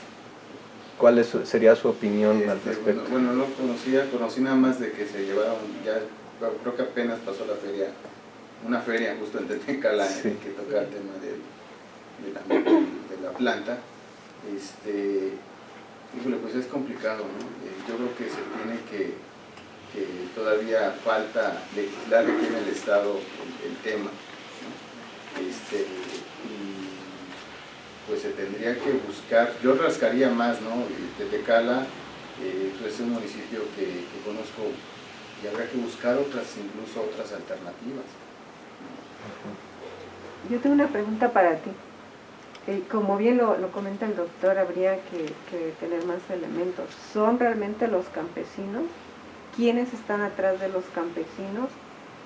¿Qué grupos existen ahí? ¿Cuál es el contexto social de seguridad que se está dando? ¿Por qué surge o quién lo está promoviendo? Bueno, pues eso no lo sé tampoco, pero creo que a mi gusto es una buena iniciativa. Sí, lo comento porque muchas veces, por ejemplo, toda esta faramalla de las energías limpias, ¿no? Y que muchas personas se van con esta idea de que sí, apoyar, que se quede, y por eso se rechazó ahorita la reforma eléctrica, ¿no? Desafortunadamente, que bueno, sí es una traición a la patria, ¿sí? Lo que hicieron esos diputados, bueno, lo que hicieron ahí. Entonces, toda esta campaña de desinformación que se hace, y ahí yo vi en la televisión algunos jóvenes poniéndose ahí manifestando, sí, por las energías limpias de Iberdrola, espérame. Pero antes de la energía limpia estamos hablando de una soberanía, ¿no? Y creo que eso no se entendió. Entonces me parece que sí tenemos que analizar contextos pues de una forma más integral y tener más elementos. Están bien las energías limpias, pero a costa de tu soberanía, me parece que ahí es puntos de reflexión. Sí. Yo regreso, voy a conocer, mi compromiso es conocer un poco más del plan de Tecala, y bueno, yo creo que también buscar, ¿no? Análisis más integrales, ¿no? De pronto detrás pues hay grupos de interés. No me voy tan lejos, ayer intentaron secuestrar a una estudiante de medicina, tomó el Uber y inmediatamente pues ya la iba a entregar. Afortunadamente se logró chispar, estaban compañeros y decíamos, bueno, realmente el Uber estaba involucrado o había otra posición, ¿no? Incluso ya ahí el crimen organizado ha penetrado incluso a esas aplicaciones en donde del Uber saben dónde vives y los obligan, ¿no? Es decir, me tienes que entregar a las jovencitas que subas, tú me hablas por teléfono y las entregamos. Entonces habría que analizar también allá un poquito esa parte, si hay grupos atrás, ¿no? Que estén forzando y cómo finalmente controlar esos cultivos, ¿no? Si realmente va a ser para la producción del cannabis. Les voy a compartir, yo creo que a la maestra, hay un foro justamente de plantas medicinales que organiza el CEI y que el tema es de cannabis, ¿no? Para que lo pueda compartir y bueno, también despejar algunas dudas. Okay. Sí, bueno, yo sin afán de polemizar sobre el Tren Maya, lo que sí sé es que cualquier vía de comunicación que penetre en una zona protegida o natural, pues trae cambios importantes. Es decir, aún si nadie se baja del tren, digamos, en el Inter o lo que fuera, el hecho de que pase a través de una zona, como una selva, pues ciertamente va a traer muchos cambios y problemas, pienso yo. Pero también tenemos aquí el proyecto de la famosa carretera, ¿no? Acá de Lerma, Tres Marías, ¿no? Hace tiempo, bueno, ya lleva mucho tiempo ese proyecto también y pasa por el corazón de Chichinautzin, ¿no? Entonces, yo he hablado con gente que dice, sí, no pasa nada, es nomás la carretera, ¿no? Y ya, pero se olvidan que justamente es todo lo que trae esa carretera alrededor y es el principio del fin. Como decía Germán, tienes que desarrollar tu idea de núcleo y eso es lo que tienes que preservar y no puede atravesar nada ese núcleo, porque entonces ya no es núcleo. O sea, entonces, por ejemplo, ¿qué hay? Te digo, tratando de transponer el contexto del Tren Maya, pero ahora aquí a nosotros, al Chichinautzin, a mí me parece una cuestión, pues, la verdad, como de vital importancia, ¿no? Que este tipo de proyectos no se permitan para mantener lo más preservado, virgen esa área. Si lo ves desde Google Earth, o sea, es una manchita verde, así lo que nos separa entre Toluca, Cuernavaca y la Ciudad de México. O sea, no es nada. Y es lo único que nos queda para respirar y captar agua. Entonces, algo tan importante, ¿cómo puede estar amenazado constantemente? ¿Sabes si hay algún progreso en ese proyecto? No, está detenido, no avanzado. Pues sí, pero siempre está la amenaza, ¿no? De que en cualquier momento otro gobernante llegue y lo desbloquee, ¿no? Sobre eso, no, eso es Eso que dices es clave, porque todo este tipo de cosas genera islas biogeográficas y eso es un problema serio. Es decir, me parece muy interesante lo que proponía, o lo que está comentando el doctor sobre esta binomio indisoluble entre comunidades y zonas ecológicas. No se puede separar, ¿no? Es lo que yo comentaba, ¿no? Todas las áreas naturales protegidas tienen algún tipo de asentamientos humanos, pero este tipo de trazos lo que hacen son islas ecológicas que tienen consecuencias a largo plazo. Uno puede decir, no, pues talaste bosques, eso es lo inmediato, pero lo que sigue en términos ecológicos y evolutivos es crítico, que genera islas, y eso es un problema serio. Por eso en muchos trazos lo que se busca es hacer corredores biológicos, por ejemplo, ¿no? Se pretende. Pero eso es como un parche, como un parche ahí que no estoy seguro yo cuál sea el efecto. Pero estas cosas lo que generan son islas, y eso es un problema bien serio en términos ecológicos, ¿no? Es decir, partir zonas así con trazos de esta índole, cuyos estudios de impacto ambiental, por ejemplo, incluso pueden ser cuestionables, ¿no? En muchos de los casos, ¿no? Entonces sí, en efecto, Juan, tienes todo, o sea, lo que decías, tienes toda la razón, ¿no? Hay zonas uno que tiene que considerar claves y como el corazón del área. Pero otro problema es que las áreas naturales protegidas, no, como decía yo, no se decretan con estudios biogeográficos, sino simplemente como superficies aleatorias, ¿no? Sobre el escritorio. Y eso es otro problema, es decir, tú cortas zonas, haces una área natural protegida y no sabes ni siquiera qué estás teniendo dentro de una área natural protegida, ¿no? Puedes incluso estar teniendo dos ecosistemas, dos ambientes difíciles de manejar en un mismo programa de manejo, ¿no? Por ejemplo. Entonces sí es crítico. Pero sí hay que considerar las dos cosas, es decir, ¿por qué? Pues porque muchas zonas tienen en alguna de sus partes comunidades y pueden ser fuente de recursos de alguna índole, ¿no? En México falta muchísima prospección en ese sentido y me parece que sería clave hacerlo. Pero, o sea, algo que no vemos, me parece, y a ver qué piensa el doctor Oseguera al respecto, es que el bienestar no está necesariamente ligado al crecimiento indefinido, ¿no? Cuando se cancela la construcción del aeropuerto de Texcoco, ¿sí? Para mí no se perdió nada. De hecho, es algo que está previsto para que sigamos creciendo y para poder acoger más vuelos. Y eso significa más contaminación y más riesgos y más todo, ¿no? Entonces hay una premisa como del capitalismo básico que es desarrollo y crecimiento. Pero el cáncer también es crecimiento. Entonces la pregunta que yo me hago es, ¿hasta dónde y hasta cuándo debemos seguir creciendo? O sea, necesitamos realmente una carretera que pase. Yo no creo que sea que el capitalismo... Necesitamos es una premisa básica. No lo creo. Yo pienso que sí, porque... Sí, porque es lo que se llama desarrollo. Es lo que, o sea, eufemísticamente, ¿eh? Y que sabemos que muchos de estos problemas, si no es que todos, lo que está detrás es la ganancia inmediata. Del político, del comunero, del empresario, ¿sí? Entonces, yo lo que digo, yo lo que estoy poniendo ahorita, y como diría Iván Illich, lo que estamos ahorita poniendo en duda es, olvídate del capitalismo, simplemente sistema económico que rige. Yo pondría antes crecimiento poblacional. Bueno, van de la mano, van de la mano. Pero lo que quiero decir es que todos estos proyectos que nos muestra el doctor, la minería, ¿no? La madera, o sea, la explotación de recursos, la premisa que está detrás ahí es que tenemos que seguir explotando, tenemos que seguir desarrollándonos. Y hay movimientos, justamente de la sociedad, que van en el sentido contrario, son minoritarios. Pero hay gente que dice, no, tenemos no solamente que tener energías limpias, sino tenemos que bajarle el consumo a todo.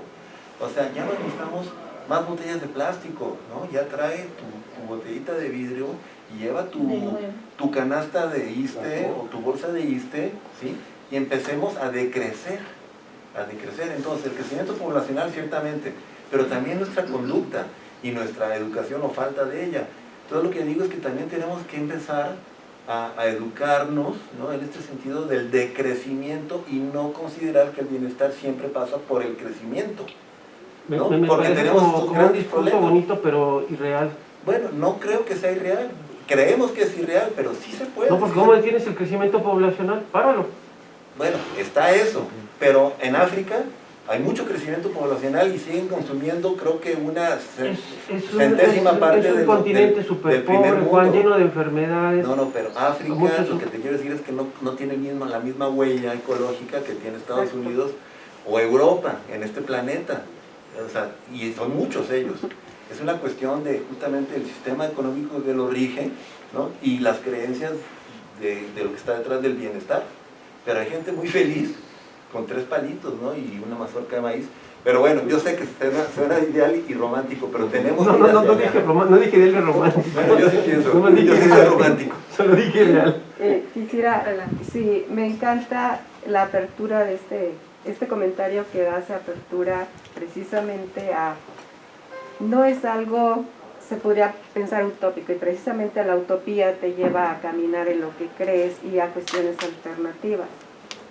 Es cierto, hay un crecimiento poblacional, pero eso no quiere decir que vaya de la mano, y es una falsedad decir que para que haya un bienestar tiene que haber ese, entre comillas, desarrollo que realmente nunca se ha planteado como desarrollo ni se ha ejecutado como un desarrollo de bienestar, sino se ha confundido siempre, y lo podemos ver en diferentes documentos a nivel internacional que nos hablan del desarrollo sustentable y una serie de adjetivos en relación al desarrollo, pero lo realmente que está de base es un crecimiento económico, ¿sí? Un crecimiento económico que se dispara incluso con un modelo muy específico llamado modelo neoliberal, donde se genera toda esta serie de problemáticas, las intensifica, ¿no? Intensifica toda esta serie de problemáticas socioambientales, para hablar en este caso, pero otro mundo es posible, como dijera Boaventura de Sousa Santos, otro mundo es posible,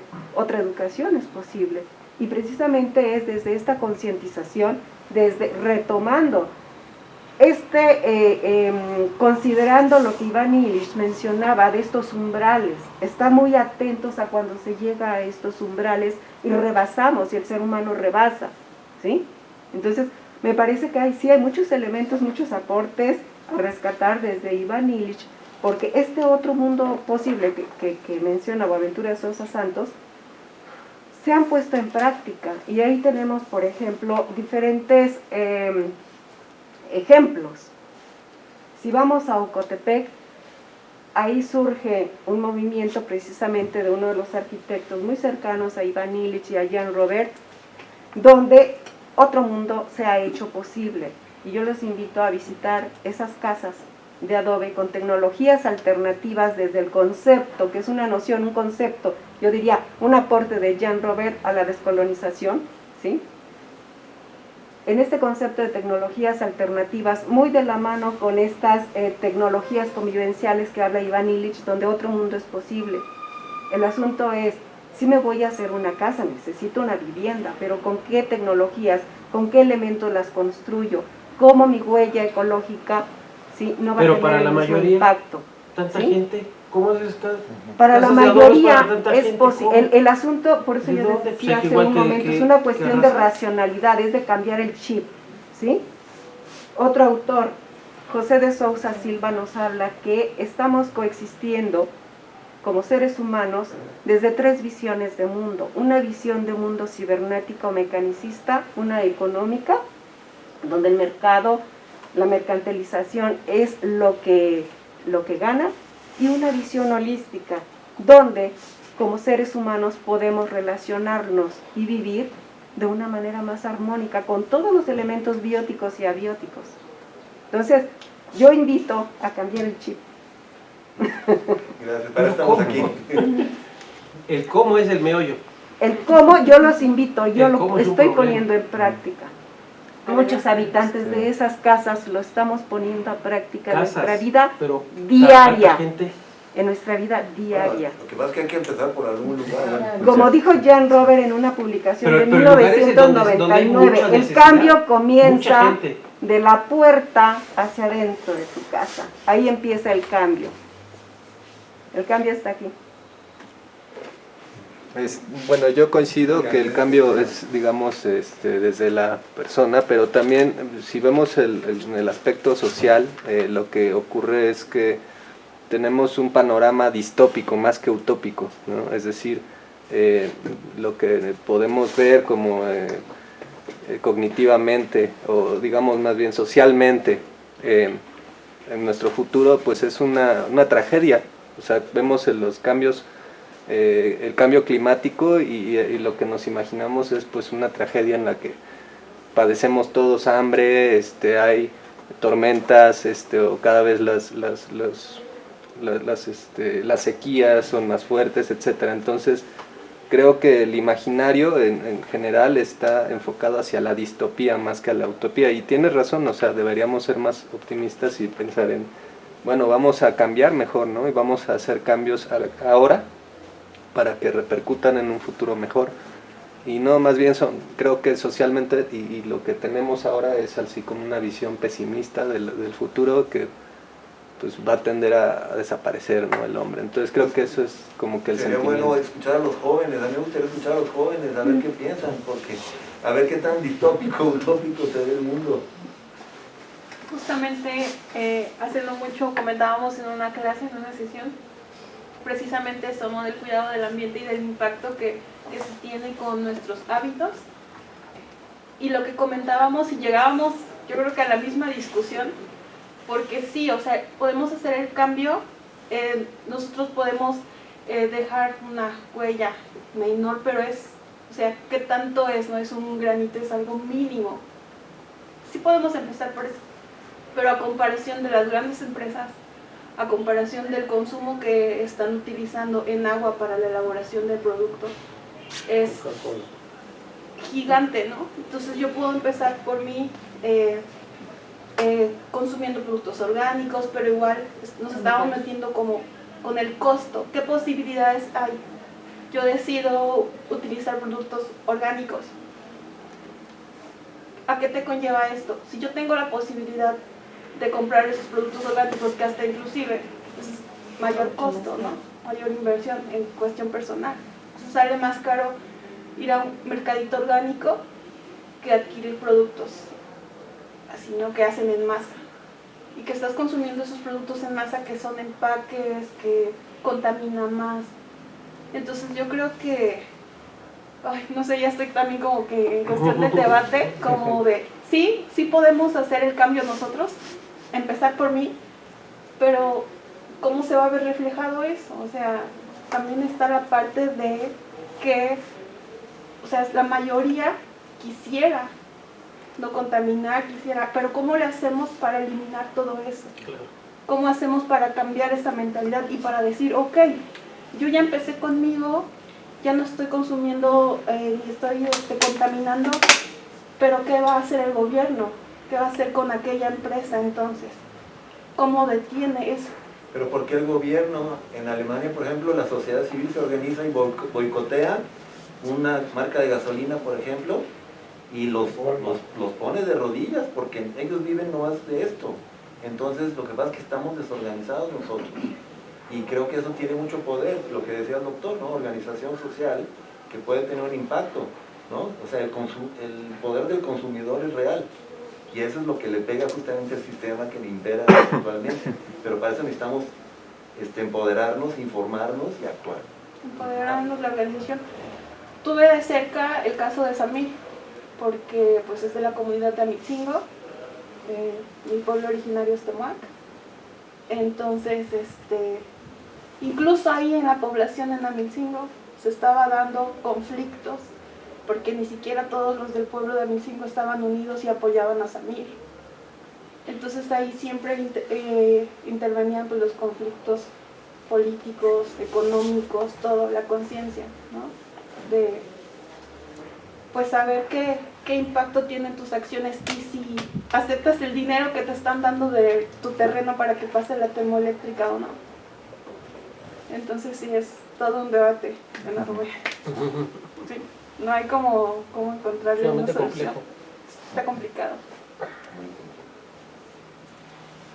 Sobre eso, un comentario. Justamente nosotros, Juan, pues tú lo sabes, estás en el comité tutorial, nosotros estamos trabajando sobre eso. ¿Sí? ¿Por qué los humanos aparentemente, por un lado hay un discurso que dice que somos destructivos y por el otro que no, que somos conservacionistas naturalmente? Y que este tipo de comportamiento se puede incentivar, y la verdad es que no es cierto. O sea, hemos hecho una revisión bien exhaustiva sobre los modelos cognitivos que suponen que la conducta conservacionista o proambiental se puede incentivar, y que estos, convertidos en políticas públicas y políticas educativas, pueden mejorar el comportamiento de las sociedades en términos ambientales. No es cierto, no ha servido nada. Tenemos datos como de 30, 40 años de este tipo de modelos y de iniciativas educativas y políticas públicas que no sirven para nada en ninguno de los países en los que se ha aprobado. Llámense como quieran llamarle, neoliberales o socialistas o lo como quieran, no han servido, no sirven para, no funcionan este tipo de políticas, porque el problema primero es complejo, y además los modelos parece que no están considerando otros elementos que podrían estar involucrados en cómo motivar a las sociedades, al grupo, a hacer este tipo de movimientos colectivos, ¿no? Que son fundamentales. Entonces, tenemos esta información, no ha servido. Entonces, pues sí, suena lindo, ¿no? Es decir, consume tu comida orgánica, no uses el aire acondicionado, este tipo de cosas. Pero ese tipo o no uses tu toalla, no mandes tu toalla a lavar en el hotel, recicla, pon tu basura en el bote correspondiente. Parece que esas pequeñas acciones no están funcionando, para empezar. No están dando el efecto que soñamos, ¿no? Es decir, mi granito de arena va a ser una playa. Pues parece que no, que el asunto es mucho más complicado y justamente sí depende de conflictos de intereses que yo creo que son humanos, no del modelo económico, más bien son humanos, y eso creo que es clave. Sí, yo creo que, bueno, salvo que a lo mejor ustedes conocen un poco más cómo por una parte se tratan de impulsar este tipo de modelos, ¿no? Que nos lleven hacia realmente cambiar nuestra conducta, pero por el otro veo yo que el mismo modelo de desarrollo, ¿no? Que lo tenemos arrastrando, pues nos lleva, por ejemplo, pues a ser individualistas, ¿no? Realmente yo lo veía en mi barrio, ¿no? Antes fallecía el vecino y todos les llevábamos algo, todos participábamos y aminorábamos un poco lo económico, ¿no? Lo mejor de ese momento. Y ahora ya se murió y cada quien en su rollo, o de pronto con mis propios estudiantes, la problemática de la mina, pues estalla la mina. La problemática del termoeléctrico, pues ahí está. A mí ni me afecta, ni me pasa nada. Y les decimos, no, pero la mina está a tantos kilómetros y los vientos y los gases y nos van a afectar. Somos tan individualistas, egoístas. El mismo modelo nos lleva a esta parte de consume, compre. Nos crea buenos fines, ¿no? Digo yo, el buen fin que de cada año, y a consumir y a comprar, y hay gente que todavía está endeudada de hace 2 años y ya está pensando en el que viene y compre.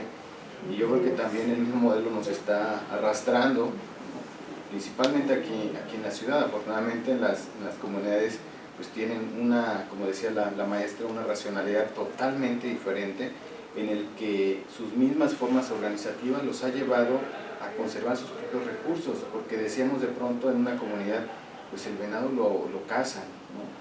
Pero entre la organización les ha permitido respetar vedas, respetar formas, reglas, acuerdos, normas comunitarios, que los ha llevado a que, decíamos, mi papá me enseñó a cazar venados, y eso ya tenía más de 40 años, seguimos cazando venados.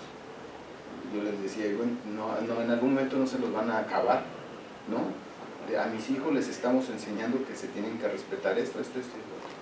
Entonces en las comunidades por lo menos sí hemos identificado reglas o acuerdos, y hay un ejemplo que yo creo que después les comparto el libro también para que lo socialicemos, que realizó todo un equipo que encabezó el doctor Víctor Toledo en la región de Coetzalan y la región oriental de Puebla, sobre un desarrollo equilibrado entre lo económico, lo ecológico y lo social, ¿no? Donde realmente no ha penetrado el Estado porque lo han detenido, no ha penetrado la minería, por ejemplo, porque los mismos municipios se organizaron y decretaron que en sus territorios nada de minería, nada de megaproyectos. Entonces creo que el ejemplo de allá está bastante interesante, que en esta idea de soñar, pues hacia allá tendríamos que estar caminando. Sí, pues, sé que es difícil, es complicado y a lo mejor ni siquiera lo voy a poder vivir yo, pero creo que si contribuimos desde nuestro expertise, cada uno de nosotros, si sumamos y nos entrelazamos, podríamos empezar a generar algún cambio en el corto, mediano y largo plazo. Sí, me permite. Tenemos un último comentario, que tenemos el tiempo ya. Es que quería dar dos ejemplos de estos casos, uno de la Sierra de Huautla y otro de Michoacán, pero ustedes me dicen. Lo que pasa es que tenemos otra reunión después de este evento, pero podemos tener una segunda parte, ¿no? O otra No, sobre todo porque como están los jóvenes en esto de realizar acciones. Sí. Nos reunimos mensualmente. Bueno, perdón por la intromisión. Agropecuarias en la Sierra de Huautla hizo un trabajo con niños, 1990 y tantos, y yo quisiera pensar, habría que evaluar, que ese resultado es ahorita que ellos están en esa defensa, precisamente sobre la valoración del ganado cola blanca.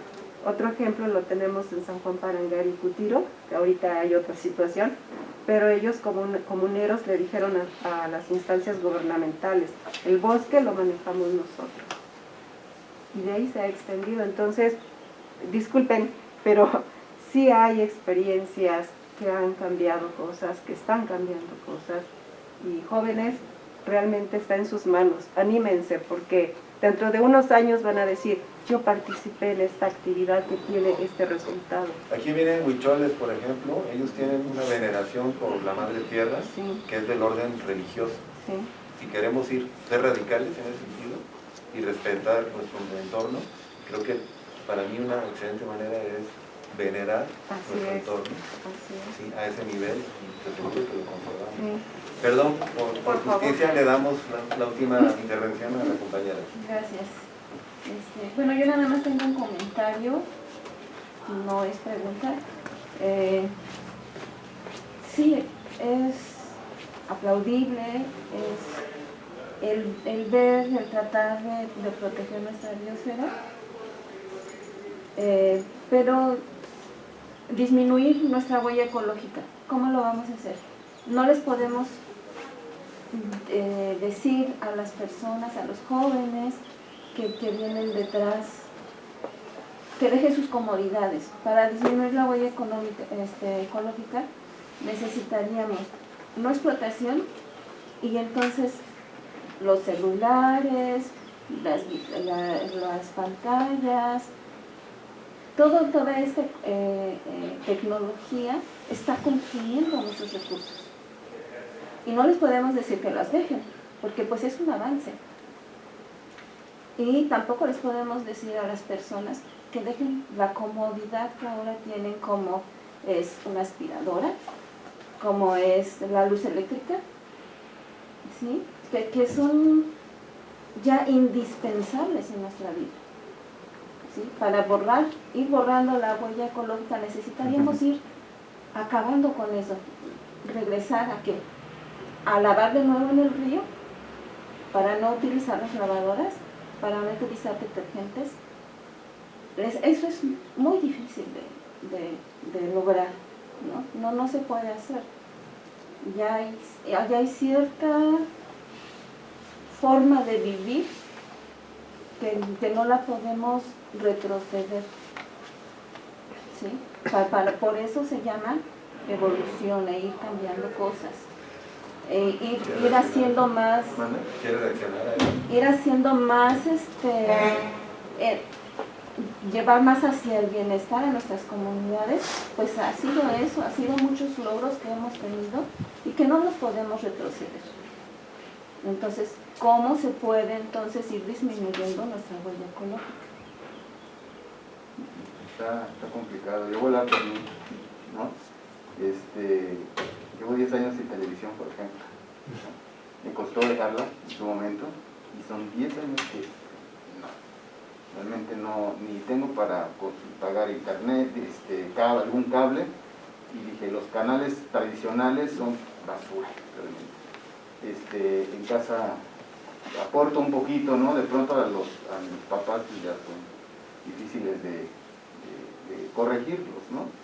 Pero sí, por lo menos con los sobrinos, con mis sobrinos sí trato de irles regulando algunas cosas que creo que a lo mejor no les voy a cambiar el chip de momento, pero sí, por lo menos en lo personal, sí he tratado de irme regulando algunas conductas de consumo principalmente. Dejar de comer carne, por ejemplo, hay estudios que demuestran que dejar de comer carne o bajarle es casi lo mejor que puedas hacer, más que tirar, más que separar basura, lo que tú quieras, hablando, por ejemplo, de contaminación, pero también la revolución digital también ha evitado, por ejemplo, tumbar árboles para tener papel. Entonces, o sea, creo que es un falso dilema el mantener la inercia actual o regresar a la época de las cavernas, porque nadie quiere ninguna de las dos.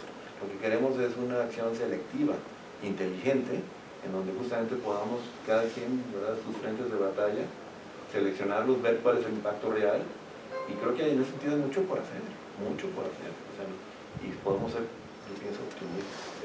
Y bueno, y nada más para terminar, creo que al Estado le ha faltado esa idea de desarrollo, de crecimiento, ¿no?, que lo plantea la maestra, pero un crecimiento equilibrado entre lo económico, lo ecológico y lo social, y va a ser un super reto, porque lo económico siempre está así bien ponderado en una esfera grandota, lo social así muy pequeñito y lo ecológico también. Entonces el reto es todo igual, y bueno, el Estado tiene que hay un gran reto, ¿no? Yo nada más quiero agradecer, y en esa retribución también ya después nosotros tenemos el encuentro de experiencias en manejo y conservación de recursos naturales. Les vamos a hacer la invitación para ver qué colega nos quiere acompañar también y presentar algo de lo que aquí se hace ahora en nuestro foro que tenemos en el CIP. Entonces por ahí les voy a hacer llegar la invitación para que me puedan acompañar también, y yo encantado de haber estado con ustedes. Muchas gracias. Muchas gracias.